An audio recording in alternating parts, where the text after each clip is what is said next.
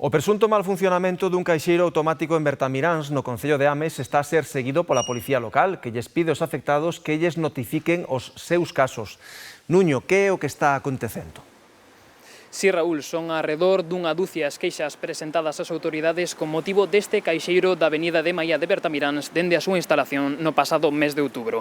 Os afectados denuncian que introduciron a tarxeta para retirar cartos e no momento no que o caixeiro lles devolveu o importe era inferior ao que seleccionaran. Iso sí, no recibo, a operación figuraba como se transcurrise con normalidade. Polo momento, o caixeiro continúa funcionando, iso sí, cunha nota informativa dos veciños alertando do problema.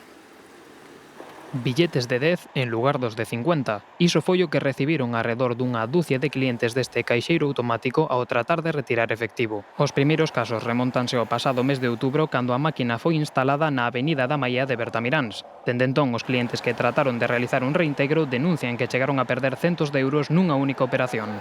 Foi o 31 de outubro, vin a retirar 300 euros e a máquina doume xustamente 6 billetes de 10 que me faltaban 240. Como caso deste cliente, a Policía Nacional de Ames xa lle chegaron arredor dunha dúcia. O problema é sempre o mesmo. Ao tratar de retirar un importe divisible en billetes de 50, o caixeiro devolve o número correcto de boletos, pero todos de menor valor. Temos unha lista, temos reflexado un torno a docena de persoas que solicitan, retiran diñeiro, normalmente sobre 200, 250 euros.